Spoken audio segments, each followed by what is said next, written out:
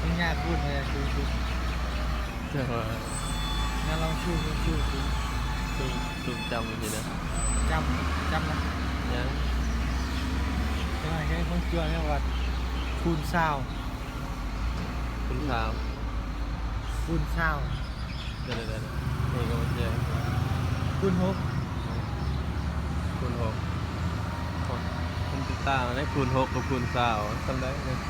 อันนี้แต่คูณหกนี่คูณหกเร็วครับเริ่มมียังวะแบบท้องท็อปไปซื้อจากตลาดคิดเอาอันนี้ปกติอันนั้น45 ล้านพิกเซลเนาะกล้องมันครับอันนี้แต่10 กว่าล้านเลยแข่งกันไหมมันไม่กินจะซ้ำๆกัน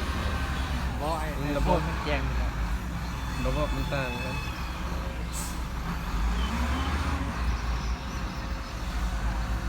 แต่ของเรามันแจงอะไรเนี่ยของเราซูมแจงแต่ของเราซูมนี่แจงแล้วแก